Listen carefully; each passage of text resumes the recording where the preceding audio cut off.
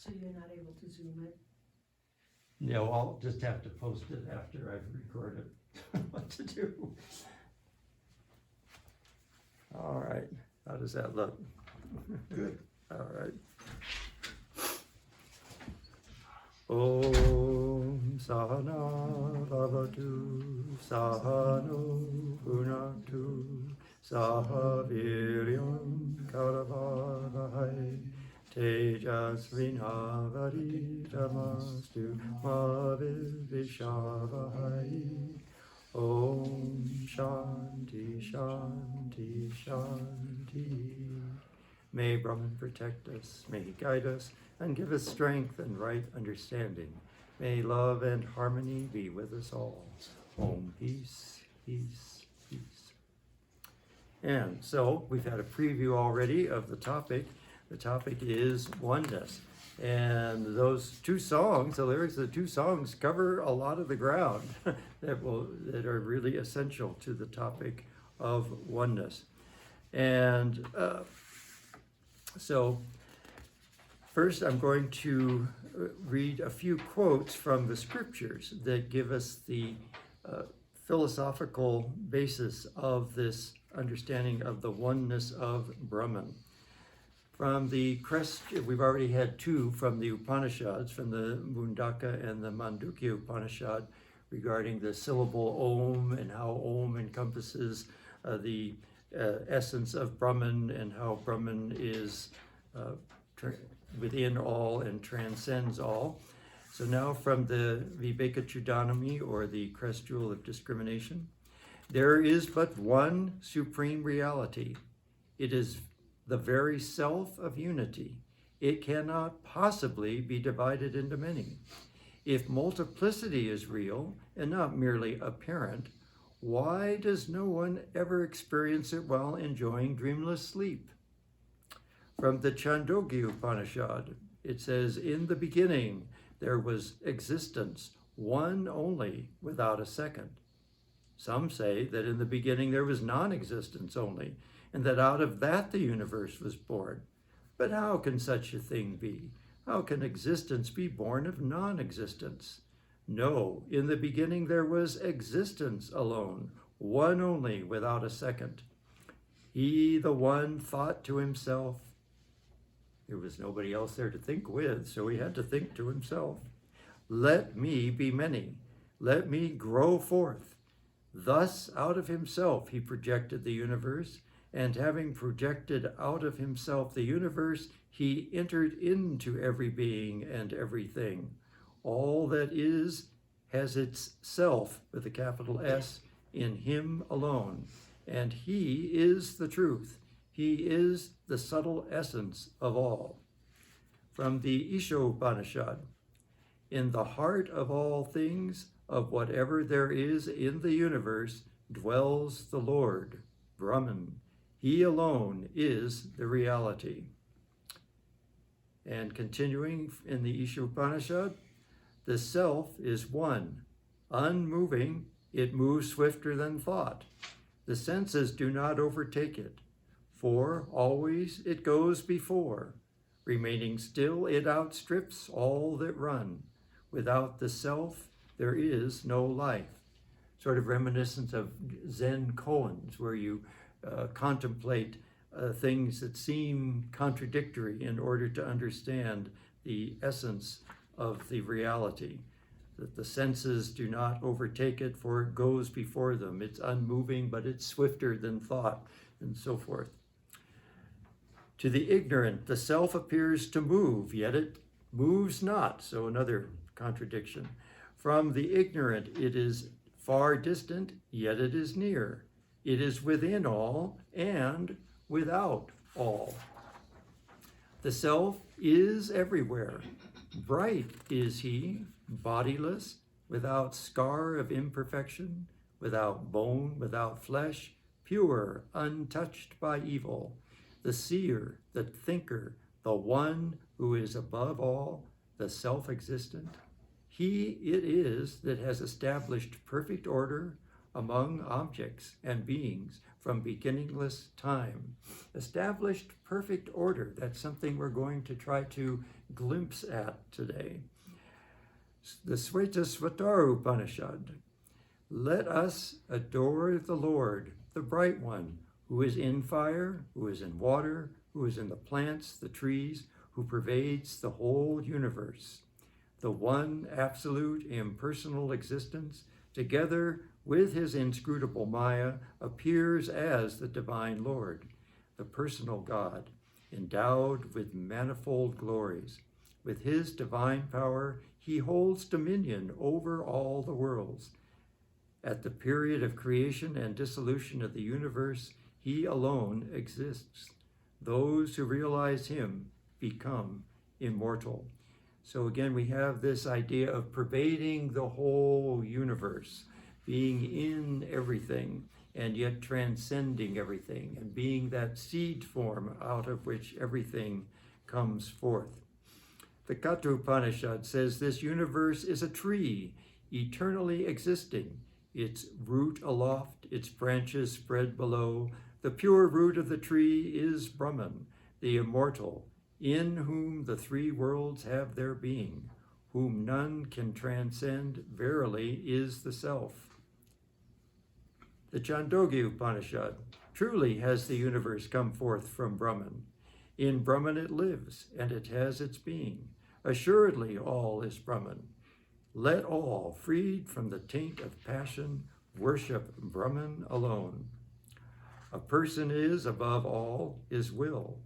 As is his will in this life, so does he become when he departs from it. Therefore, should his will be fixed on attaining Brahman. So the importance of constantly having that goal in mind. Infinite is below, above, behind, before, to the right, to the left. I am all this. This infinite is the self. The self is below, above, behind, before, to the right, to the left. I am all this. One who knows, meditates upon, and realizes the truth of the self, delights in the self, revels in the self, rejoices in the self. He becomes master of himself and master of all the worlds. This is also reminiscent of the Native American edition of things being the Great Spirit being above, below, behind, and before. He who knows, meditates upon, and realizes this truth of the self finds that everything, primal energy, ether, fire, water, and all the other elements, mind, will, concentration, speech, sacred hymns and scriptures, indeed the whole universe issues forth from it. And the Prasna Upanishad. Prana is the soul of the universe. So they're going to look at this all-pervasiveness of Brahman in terms of prana. Assuming all forms, he is the light that animates and illumines all.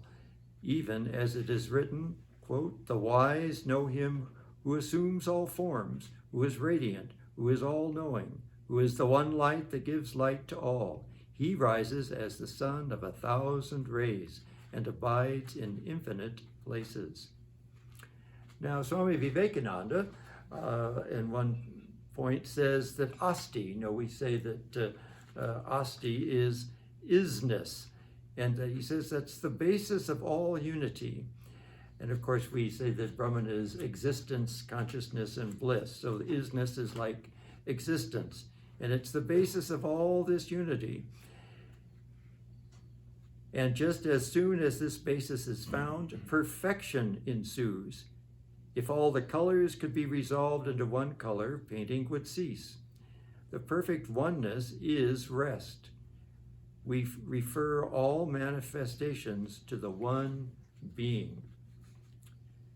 So he goes on and says, the Atman, the self, can only be one, though it seems to be various. It really is only one.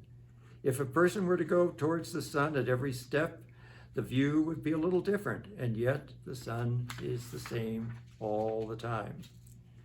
So we see, though, that we don't ordinarily see this oneness that pervades the universe.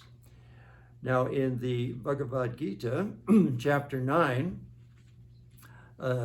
Krishna explains this. He says, this entire universe is pervaded by me in that eternal form of mine, which is not manifested to the senses. That's why we don't ordinarily perceive this oneness, at least not with our ordinary eyes.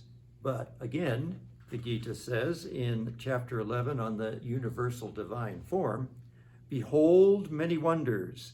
This very day you shall behold the whole universe with all things animate and inert, made one within this body of mine. And whatever else you desire to see, that you shall see also. But you cannot see me thus with those human eyes. Therefore I give you divine sight. Behold, this is my yoga power. So through yogic power, through divine sight, we can see this oneness of the universe that pervades all things. But short of reaching Nirvikalpa Samadhi or having an avatar or other enlightened being granting us this vision, what do we do? Well, in chapter 14 on the three gunas, it says, so with his heart serene and fearless, firm in the vow of renunciation, holding the mind from its restless roaming, now let him struggle to reach my oneness, ever absorbed, his eyes on me always, his prize, his purpose. Let the wise man know these gunas alone are the doers of every action. Let him learn to know that which is beyond them. Also thus he reaches my oneness. When the dweller in the body has overcome the gunas that cause this body, then he is made free from birth and death, from pain and decay. He becomes immortal.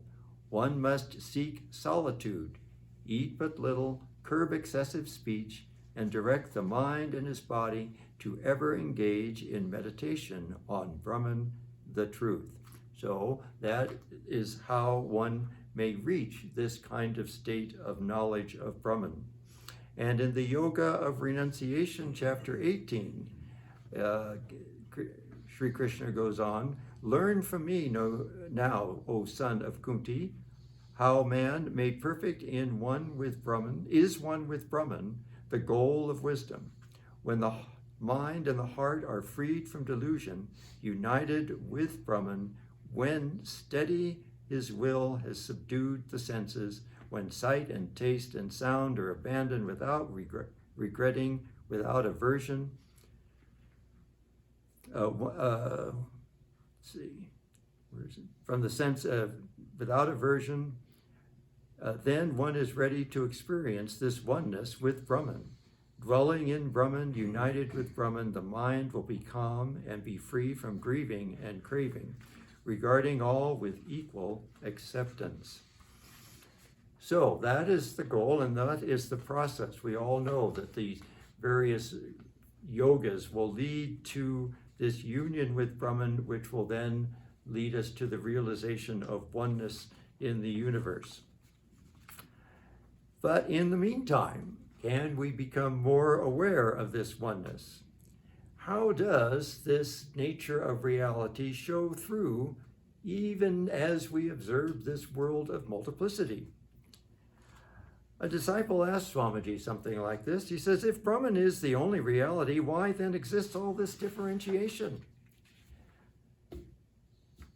And Swamiji says, but if you were firmly established in that unity, how from that standpoint, tell me, could you see this differentiation? And the disciple says, well, true. If I had that existence in unity, how should I be able to raise this question of why? As I put this question, it is already taken for granted that I do not so see, and I am seeing this diversity instead. And Swamiji says, very well. To inquire about the root of oneness through the diversity of phenomenal existence is named by the Shastras as Vyatireki reasoning, or the process of arguing by the indirect method. First, taking for granted something that is non-existent or unreal as existing or real, and then showing that through the course of reasoning that is not a substance existing or real. You are talking of the process of arriving at the truth through assuming that which is not as true, are you not? This is a common mathematical proof that we call an indirect proof. You assume something and then you reason from that assumption, and you find something that's obviously not true, so you know that your original assumption couldn't have been true. So it's a little more complicated in this case, but I think we'll see that there are many things in this universe that seem to point to an underlying reality. So in this Vedanta philosophy, this underlying reality is considered to be Brahman, the infinite, formless existence beyond all limitations. And Brahman is characterized by oneness, an unbroken wholeness, and it transcends individual properties and features. But from this infinite Brahman arises this phenomenal universe. This universe is teeming with countless varieties and properties and all sorts of things. And so, what would we expect to see in this universe of multiplicities if it's really one, if it's really oneness? Well, we'd expect to see interconnections between all these diverse forms. And so modern spirituality emphasizes this interconnectionness of all existence, that we are not separate entities, that we are a vast web of life.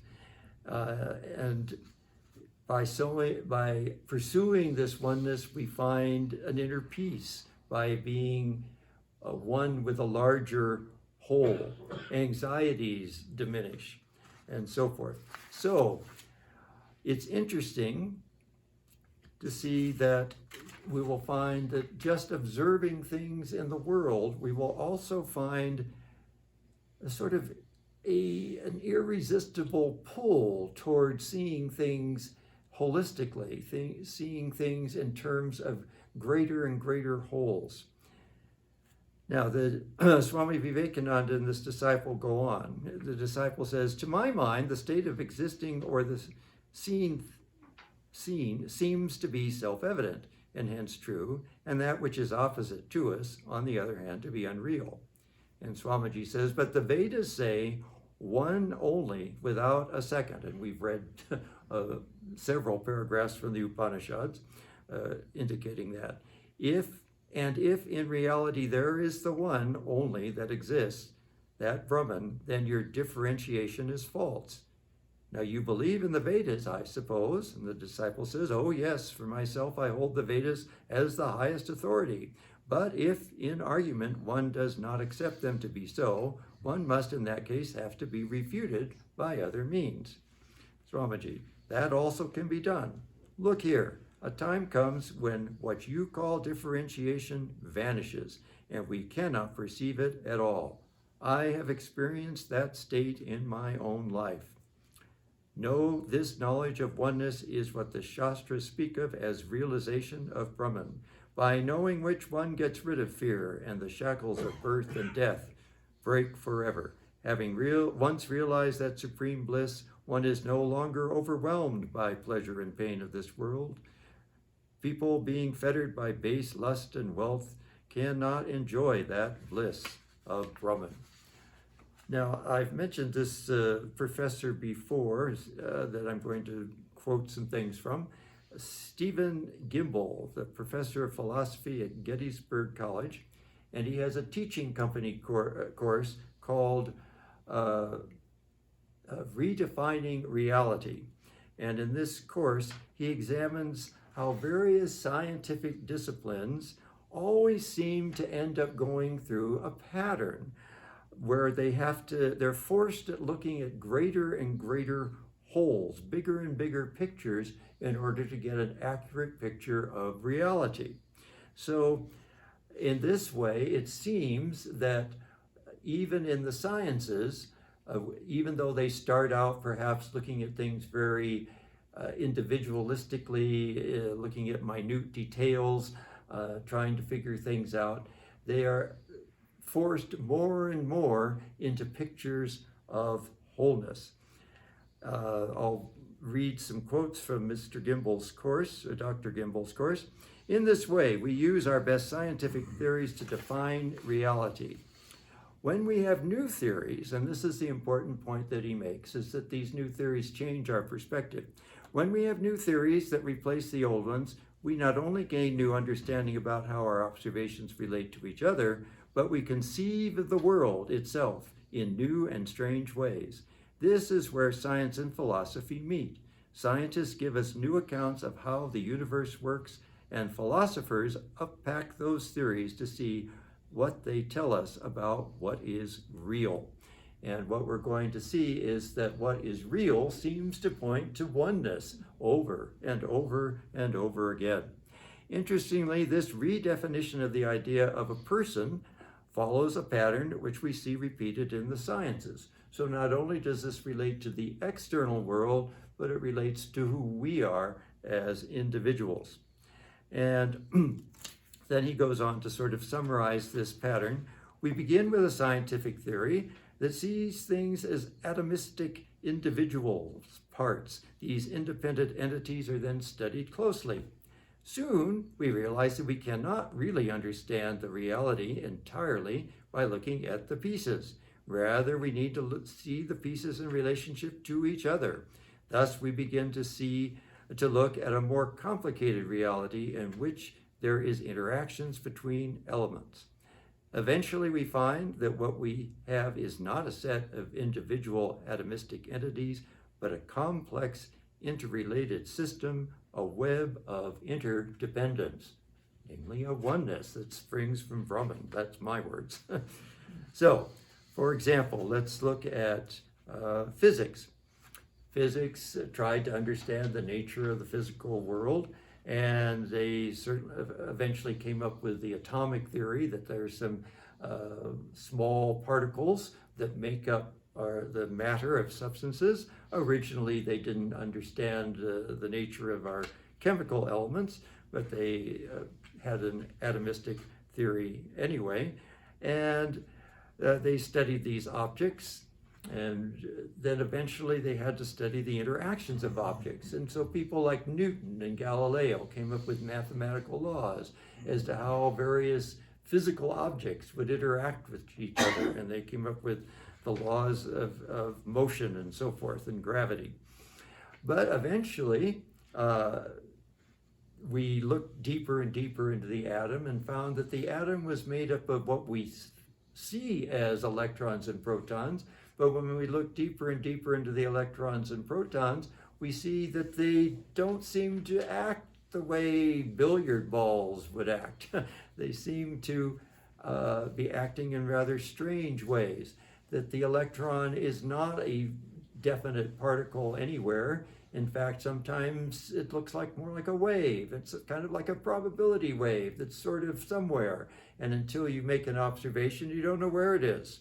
And eventually, they had to find a better model for modeling reality, and they came up with field theory. Now, in field theory, all matter and energy, which of course Einstein put together as matter-energy, it's one thing. All the matter energy in the universe arises from underlying quantum fields that permeate all space. Well, it sounds familiar, like Brahman permeating all space. These fields interact with each other, giving rise to particles and forces that we observe. Though they're saying that it's an observed universe. The universe is one underlying field that separates into other fields, which then interact, and the interactions and disturbances in these fields give rise to what we observe as particles and energy and matter and things happening, particles and forces. So that's the critical thing. They don't have a mystical, religious, philosophical idea here. They're not talking Vedanta, but it sounds an awful lot like Vedanta. If you say that the underlying field is Brahman, and then we observe an apparent reality, that sounds a lot like Shankara's idea, that we're seeing an apparent universe. And then, of course, relativity theory also gives us a new picture of reality that was different from the Newtonian world of reality. And Professor Gimbel says, the universe that Einstein gives us weaves space and time together into a single fabric, a fabric whose plaid pattern will appear different to different observers, moving at different speeds, but which is in the reality underlying all, of these different observations. So there's a underlying reality of space-time, all is one thing that underlies everything that we see. And so we experience things in this one reality of space-time, but each person from their own perspective has a slightly different viewpoint of it.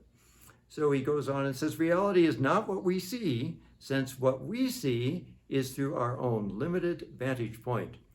It's something larger and stranger. From Einstein forward, we can now only see the world in this larger way. I think in a very subtle way, these kinds of ideas have brought about a shift to a lot of the human psyche to be more accepting of different viewpoints and different lifestyles and different religions and so forth. And of course, there are always groups of people that lag behind the majority, but there's a general shift in consciousness. Ken Wilber also had this idea. He put the evolution of societies in terms of increasing circles of care and compassion. And so if you only care about yourself, you're a very limited mindset and psyche. If you compare about you and your family, you've expanded a little bit.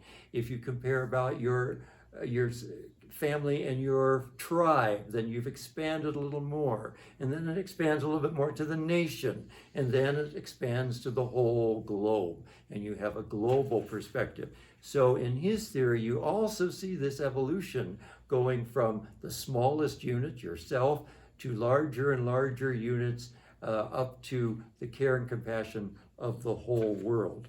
And eventually, once we get into contact, if there are such things, contact with other sentient beings in the universe, we will have to expand our consciousness again to the care and compassion for the whole universe, like they have in Star Trek with their prime directives and their rules about interacting with other cultures and so forth. Very good that some people are thinking ahead of the times, preparing for possible futures. Chemistry is also very interesting. And putting it in sort of anthropomorphic terms here, we'll talk about the various elements. And at first, of course, we were very proud that we could detect all these different elements and discover that there were all these different chemical elements. And we developed a periodic table, and we were able to put them all in their places. And then patterns emerged as to how they all worked and so forth. So again, first you look at the individuals and what they do. Then you see patterns and you put them into categories. Then we discovered all these chemical elements come from hydrogen. They all come from hydrogen. They all have the same origin. And how do they happen to have the same origin? Well, it's gravity. Interesting that, we've equated gravity as the physical analogy of love. So I'm going to sort of anthropomorphize gravity here and say that gravity wants everything to be one. And so it sees this universe full of hydrogen atoms spread out all over the universe. It says, I want you all to be one. And so it pulls together all this hydrogen and it forms stars, and it's so proud of itself. It's formed all these stars, and finally it's gotten a lot of hydrogen in one place, and the hydrogen fuses into helium, and the helium fuses into carbon and oxygen, and this fusion process goes on until there's nothing left but a big lump of iron. And the gravity thinks, I am so great, I've made everything into one lump of iron. But you see how ego plays its tricks. Ego always gets in its way, and it's its own stumbling block. And so poor old gravity eventually loses. What happens is that its own gravitational force is so strong that that iron core collapses, and the energy of that collapse is so tremendous that it spreads all the stuff all over the universe again, but as different heavy elements. And what frustration. It's like Sisyphus trying to roll that stone up that mountain, and every time it gets to the peak, it just rolls right back down again. So, poor old gravity, its ego gets in its way, and it does not succeed. It is frustrated, and we get all the chemical elements in the universe. So, chemistry, though, we can see has evolved also into seeing that everything comes from hydrogen atoms. Biology, we look at individual organisms and we see how they go about their business, and we see relationships between them, and we try to put them into categories, and we group them into similar properties and so forth. And then we observe very odd things. We see the insects that can only pollinate one flower, and one flower that can only be pollinated by one insect. And so we see that there are some very specialized interrelationships, but there's also larger relationships where you see that many things depend on many other things, and there's a mixture of cooperation and competition in the biological world, where some things are cooperating so that they can mutually exist, and other things are competing and trying to fight for resources. And so we see this complex interconnecting web of all these living things. If there were no competition, one thing would get out of control. And we've seen that many times in our own experiences, where we perhaps import some species that doesn't belong, and it starts to overtake the environment and crowd out new species. Or we eliminate a predator and we discover that the things they preyed on get out of control, and then their population sometimes will decline because so it outstrips its resources. And so without this very complex interconnecting web of things, things can get out of control very easily. And so biology then morphs into the study of ecology, and how organisms all affect each other. And then, of course, human biology also takes the same kind of turn. First, we look at the individual, and even in the old days, if somebody died, they'd dissect it, and they'd try to figure out what the different body parts were doing. And so we look at each body part separately and try to figure out what's going on. And many times the human body was looked upon as a machine, and it just had parts to it, like your clock has parts or your car has parts. And so you take it apart and you look at each part and you try to figure out what each part does. But of course, the human body is not just a simple machine, and even machines have parts that interact with each other. And so if one part fails, it affects other parts in the system. So you can't just look at the pieces, you have to look at the interaction between the pieces. How do the lungs affect the heart? How does the liver affect the stomach? How does the stomach intestine, the secretions of the stomach affect the small intestine, and so forth and so on. So there's an interdependence between all these different systems.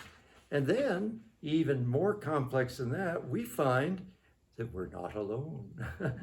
We are not one organism. We are a hotel for billions of microbes. I think one estimate is that the weight of the microbes in our system outweigh our own cells. And so we are hotels for all sorts of microorganisms. And even the mitochondria in our cells have a kind of an independent existence, you could say. So we are a very complex interaction of various things. And so we see this pattern again, that you go from looking at parts to interrelationships to having to look at the whole organism in order to understand what it really is. Then, of course, DNA was discovered. And again, you kind of feel, well, we're kind of going back to the nitty gritty here. We're dissecting the cell down to the chromosomes, and we're dissecting the chromosome down to the DNA molecules, the various four base pairs that pair up in a DNA molecule, and discovering that each combination of these various pairs form genes, and the genes string together in chromosomes, and each one controls various building blocks of proteins. And so we discovered this genetic code, but in discovering this genetic code, we also discover an incredible wholeness of all living life. This DNA language is shared by all life that we've encountered here on Earth, even strange life that exists down in volcanic vents at the bottom of the ocean, or in slow motion in icebergs and so forth. So DNA is a fundamental unifying thing from all organisms. And the other surprising thing is that not only is DNA common to all things, but there are some genes that are common to a huge number of species. Despite this vast diversity of life, many genes are conserved over many different species, from bacteria to human beings. And these genes often perform essential functions necessary for life, such as cellular respiration and DNA replication and so forth. So the presence of these shared genes highlight this incredible interconnectedness of life down to the molecular level.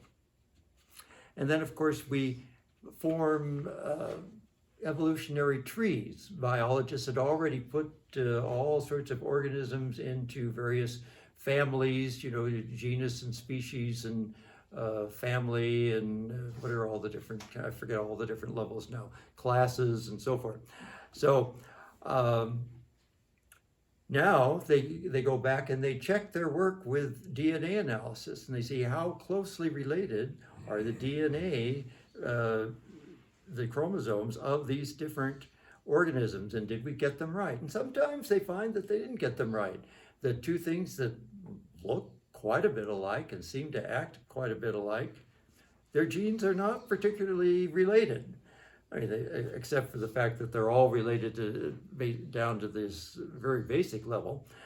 And so they put them in a new family, or they put them in an existing family, or they create a new family.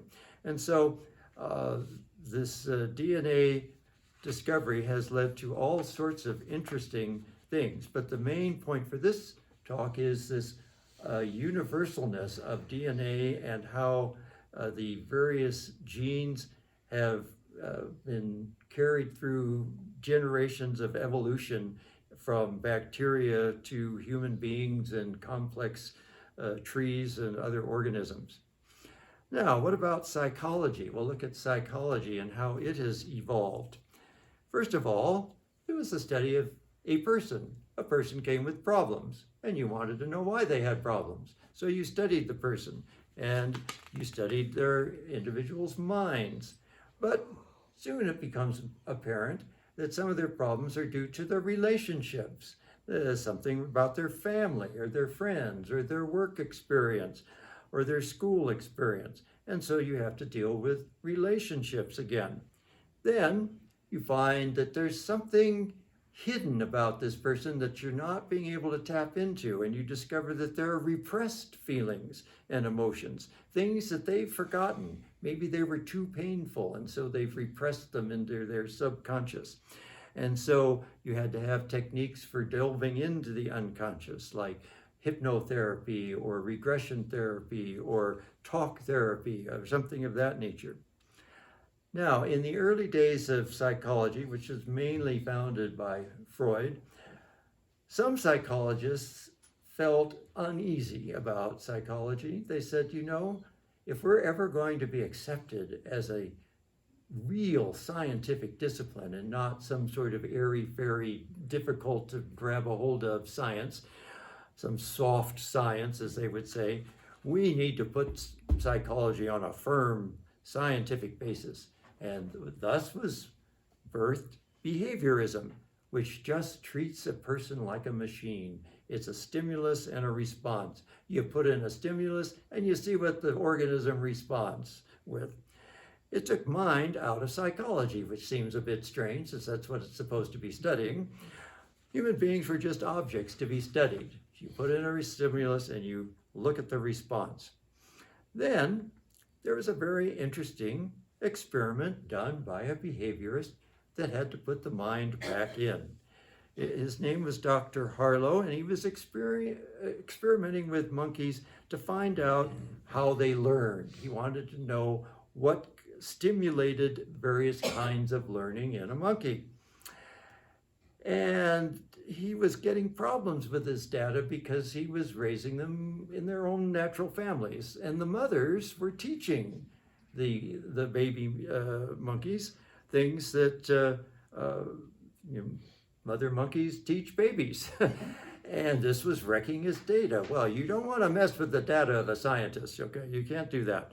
So he decided, I am going to raise these monkeys not too unlike some humans are raised. They put them in an incubator and they feed them with bottles, and the poor mother doesn't get to breastfeed them, and they miss that human attachment. And so he did this. And what did he find? He found that these monkeys were kind of odd. They had rather strange social behaviors. They were not normal. They had all sorts of what we would call psychological problems. When he separated the newborn monkeys from their mothers, they simply did not become normal monkeys. And that doesn't help your data either. So how do you teach a monkey that's not very well adapted? So he tried various things. He tried putting in surrogate monkeys. He'd make them out of wire, then he'd make them out of fuzzy cloth and so forth. And he discovered that the monkeys vastly preferred the soft and squishy carpeted monkeys, surrogate monkeys, than they did the wire monkeys. And so this behaviorist had to admit that there was some sort of emotional mental component to these monkeys that we couldn't ignore, and it had to do with mothering. Mothering was an important aspect, and so you couldn't ignore the emotional and mental components for psychology. And now, of course, in the latter half of the last century, many techniques became available at studying the mind that were not available to these early researchers. I mean, before, if you wanted to study the mind and wanted to know what part did what, you pretty much had to depend on somebody having a defect in that part. Perhaps they had an accident which damaged a part of their brain, or a stroke that damaged part of their brain. Then you'd have to wait for them to die, and then you'd dissect them and you'd find out which part of the brain had been affected. Well, that's a bit of a slow process, and you have to live a long time as a researcher and study an awful lot of defective people, and then get permission to dissect them after they die and hope you're still alive to do it. So fortunately, they came up with some scans that could scan the brain and see what was happening inside the brain when people were doing various things. So we have CAT scans and PET scans and MRI scans. And so these days, researchers can actually see what's happening in the brain when a person is doing certain things. And interestingly enough, through these new neurological approaches, we've actually verified that people do experience a sense of oneness, especially during meditative processes. And they know this because they can take experienced meditators and put them in these machines. And I hope it's not an MRI that I don't know how you'd meditate in that, but hopefully the other scans aren't that bad. And they can observe what parts of the brain light up that are active and which parts seem to quiet down. And it does seem that the parts of the brain that have an ability to separate us from our environment, to have a sense of I am me and the environment's out there, that part of the brain quiets down. in these meditative processes, and that's why you experience a feeling of oneness, an interconnectedness with all things. So we've actually come to the point in psychology and neuroscience that we can demonstrate an experience of oneness. Now, there are many other ways that we can intuit that there must be something interconnecting us. For example, the sort of psi phenomenon where a close relative has become injured or has died, and another close friend or relative knows it instantly without having gotten a telegram or a phone call or an email or something.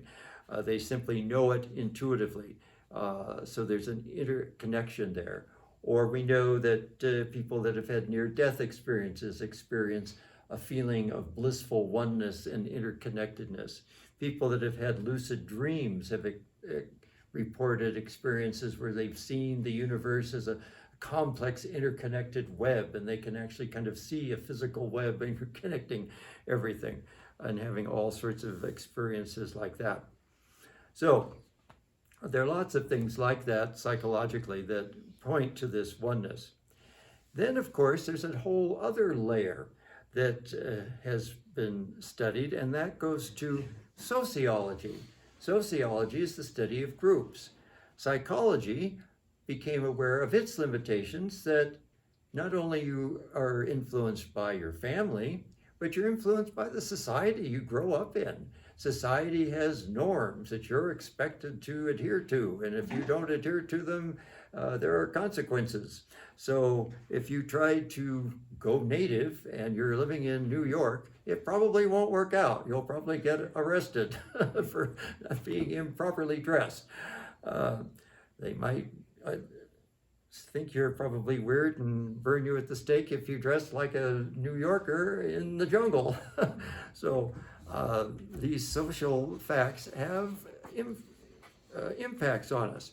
And so again, we've had to move to a higher level of experience, looking at a wholeness, a group wholeness. Psychology also took that approach in the deeper sense.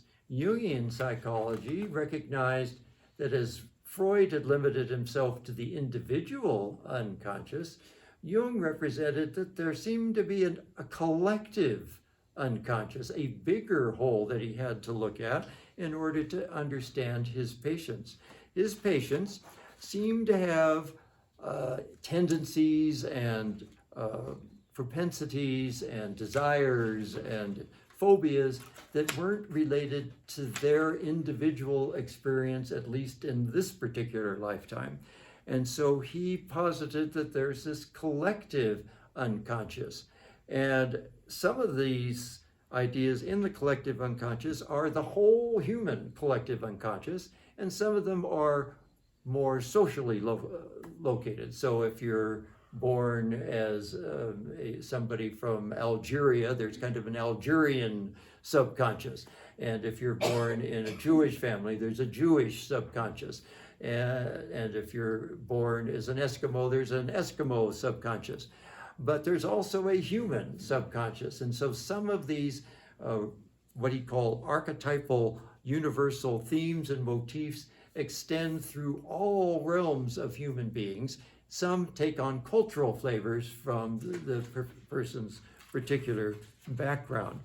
Now, from, of course, the standpoint of Vedanta and the idea of reincarnation, we know that we probably also have in there the collective unconscious from previous lifetimes that, again, we're not consciously aware of, but you may suddenly find that you have a intense dislike of a particular kind of music, or you have an intense like for a particular kind of music, or a particular kind of art, or a particular kind of architecture, or whatever it might be. There are likes and dislikes sometimes seem to come from nowhere. All of a sudden we find that we have this particular desire for something or a particular dislike for something, and we can't really explain why we've got these tendencies.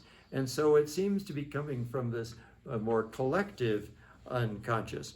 But important for this was that Jung realized that to achieve a level of oneness, and so here again, notice that Jung recognized that oneness was the goal here. You had to achieve a oneness of integrating all the various aspects of the self. And that included your conscious self and your unconscious self, and including all the various elements of the collective unconscious that you may be harboring. It also included your shadow self, parts of yourself that you wanted to deny, but that were there. So you had to integrate all that into a wholeness or a oneness. And it also emphasized then trying to transcend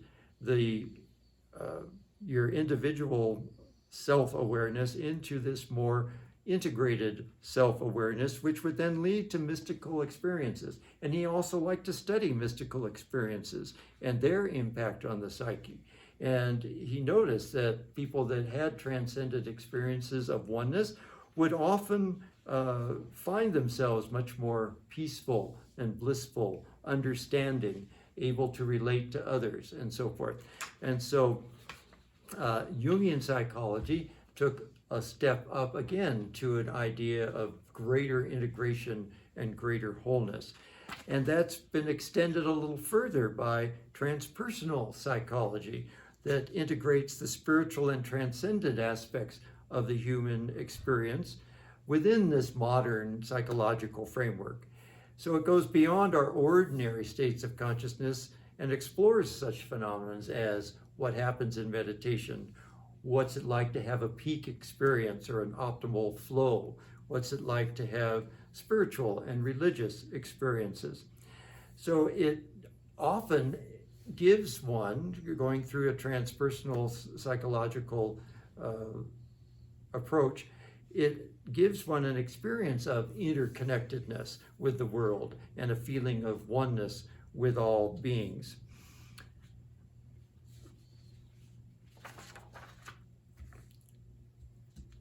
So, techniques to achieve this. We already hinted at the beginning some of those from the Gita.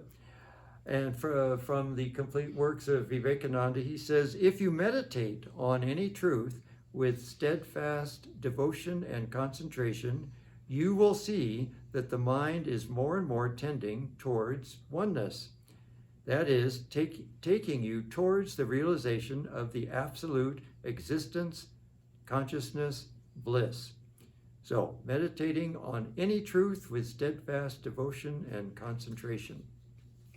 So we can try to experience this oneness of the universe by remembering some of these ideas, seeing how this whole universe is interconnected. When you going out and spending time in nature and seeing the complex rock formations and seeing how the whole dynamics of the Earth's system has created these incredible rock structures. You can go up in Red Rock Canyon and see all these intricate patterns and flows. And then you see the micro ecosystems. You can see how certain types of flora and fauna have become common in one place and other kinds in others. You see lots of pine trees in this canyon, and you see lots of oak trees in this canyon, and you see a lot of orange colored flowers in this part, and you see more of the yellow colored flowers in another part. And so all of these little distinctions that you can see. So you can contemplate this oneness of and the universal interconnectedness of nature.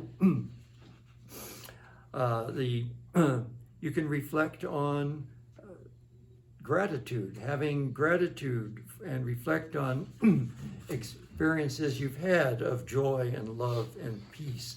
By listing your daily gratitudes, it helps us to forget some of the other things. We all experience a combination of pleasant and unpleasant experiences in life. And unfortunately, we tend to get into a rut of going over the unpleasant ones.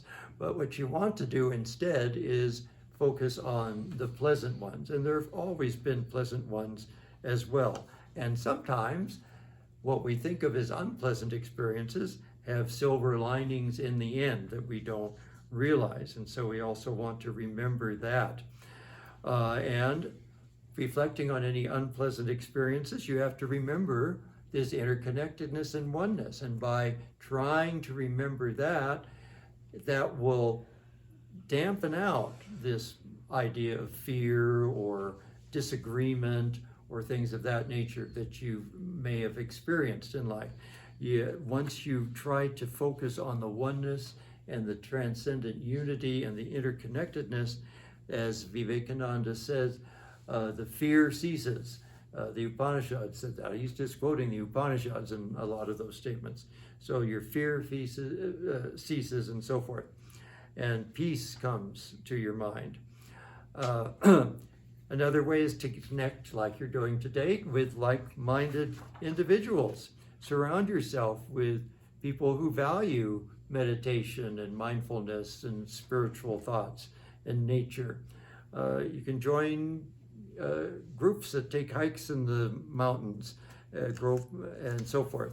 So another thing you can do is to trust the universe. Again, there's a kind of a surrender that happens when you try to approach that oneness realizing that all things are interconnected. You can begin to let go of some of your attachments to things. And that's also mentioned in a lot of the Gita and the Upanishads.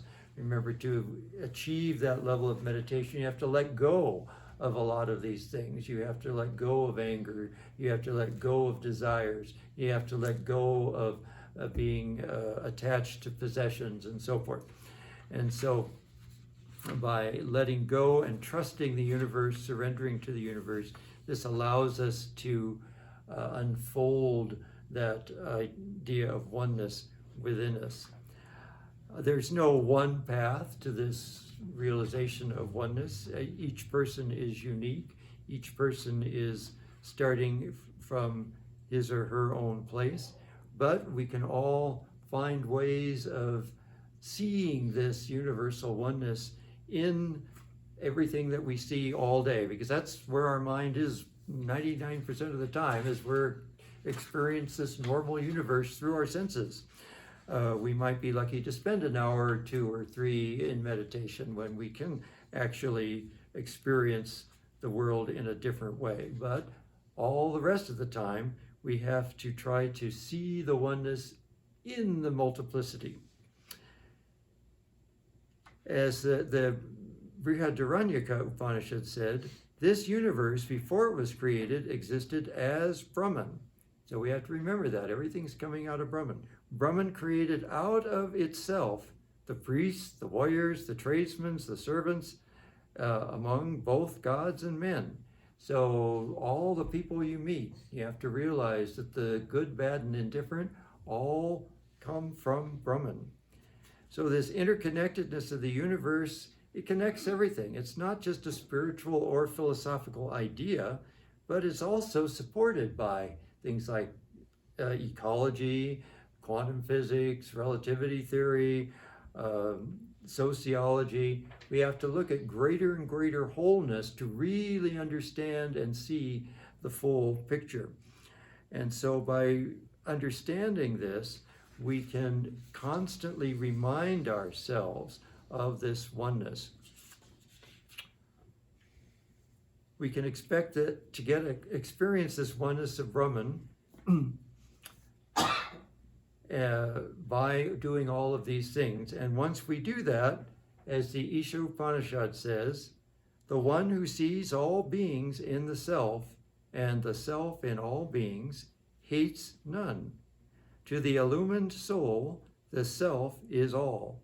For him who sees everywhere oneness, how can there be delusion or grief? Om Purnamada Purnamidam Purnat Purnamudachyate Purnasya Purnamadaya Purnameva Vashishyate. Om Shanti Shanti Shanti. Filled with Brahman are the things we see. Filled with Brahman are the things we see not. From out of Brahman floweth all that is. From Brahman all, yet is it still the same. Om, peace, peace, peace. Now, if you'd like to offer a flower, pass those around.